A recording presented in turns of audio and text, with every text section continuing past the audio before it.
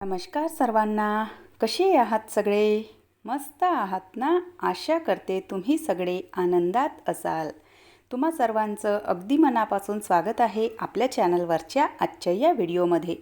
तर आजच्या व्हिडिओचा टायटल बघून तुम्हाला कळलंच असेल की आजचा व्हिडिओ कशाविषयी असणार आहे तो. तर अगदी बरोबर योग्य विचार केला आहे तुम्ही. जो विचार तुम्ही केला आहे आजचा व्हिडिओ त्याच विषयावर असणार आहे. तर व्हिडिओची सुरुवात जरी इथे देवपूजेपासून मी केलेली असेल आणि समोर माझे कामं करता करताच तुमच्यासोबत माझ्या यूट्यूबच्या पेमेंटविषयी, यूट्यूबच्या प्रवासाविषयी आणि जे क्षण सध्या आहेत, जे क्षण मी अनुभवत आहे, तर त्याविषयी मला काय वाटतं, माझं काय मत आहे, तर हे मी तुमच्यासोबत आज शेअर करणार आहे. तर व्हिडिओ शेवटपर्यंत नक्की बघा. तर आजचा हा व्हिडिओ माझ्यासाठी खूप खास आहे. आज मी तुमच्यासोबत माझ्या यूट्यूब प्रवासातील एक सुंदर असा क्षण शेअर करणार आहे.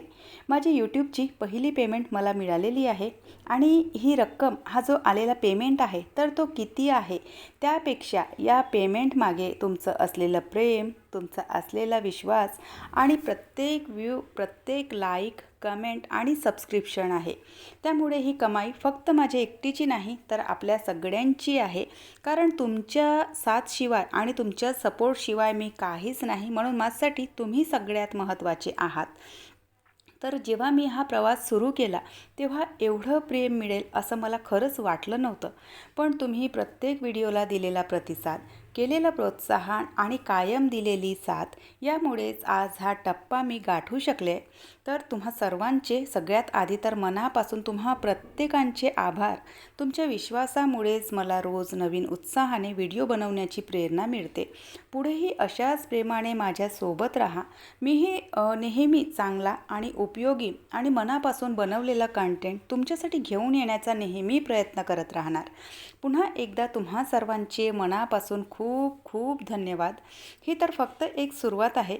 आपल्या या सुंदर प्रवासात अजून खूप टप्पे गाठायचे आहेत आणि मला खात्री आहे की तुम्ही माझी साथ कायम आणि नेहमी माझ्यासोबत राहाल.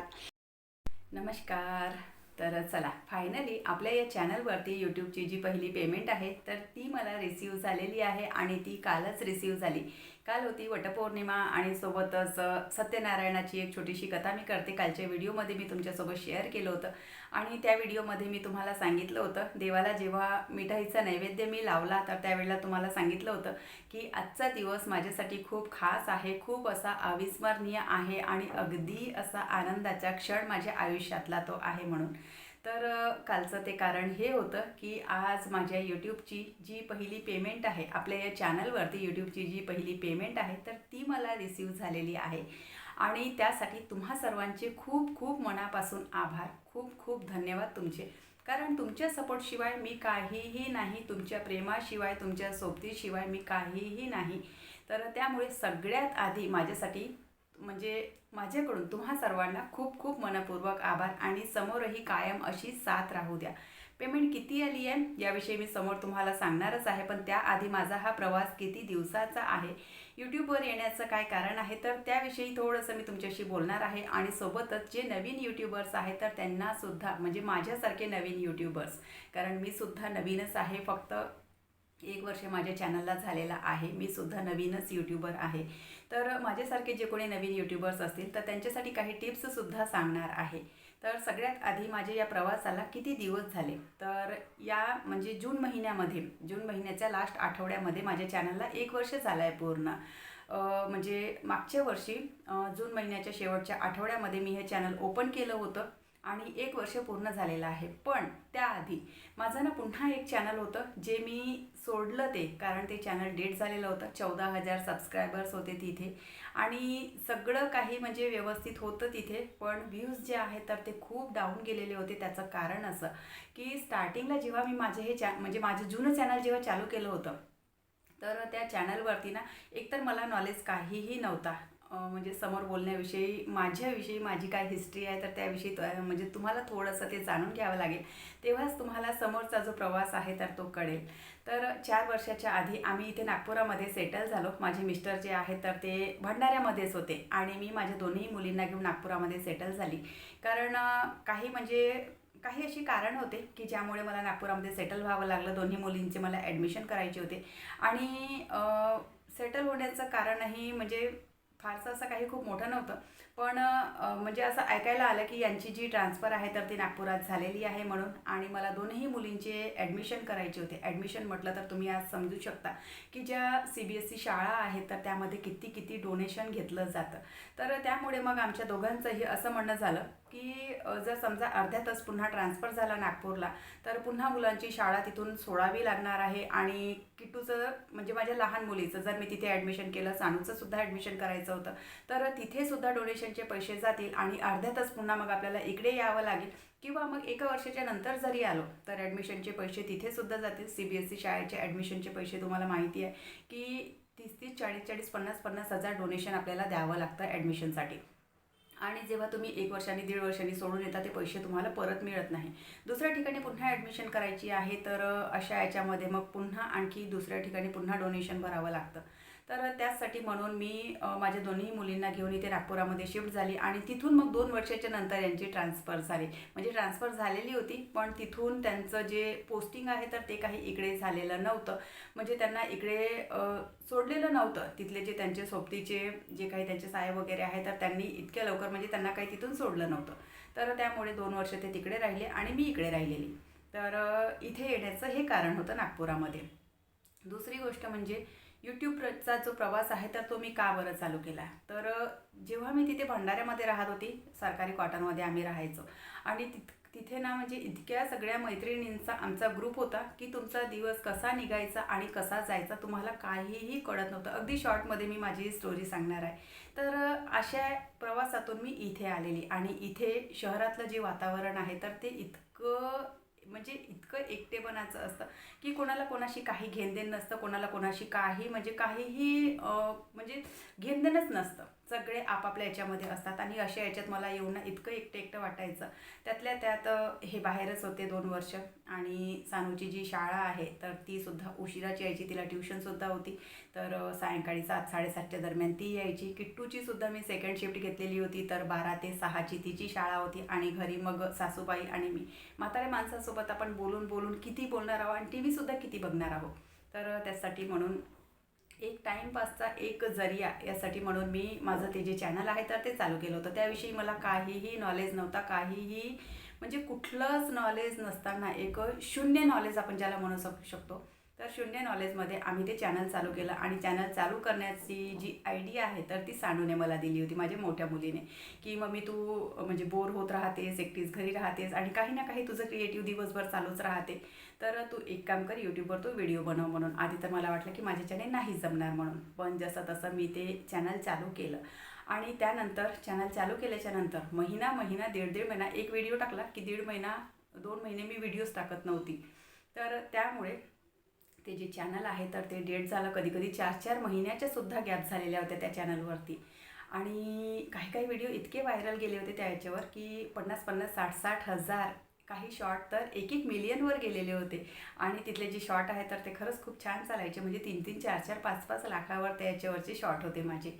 पण तरीसुद्धा जे लाँग व्हिडिओ आहे तर त्यावर व्ह्यूज काही येत नव्हते. काही व्हिडिओ चालायचे आणि काही व्हिडिओ एकदमच डाऊन जायचे. तर त्यामुळे ते जे चॅनल आहे ते डेट झालं होतं. तर ते आम्ही ते चॅनल सोडलं.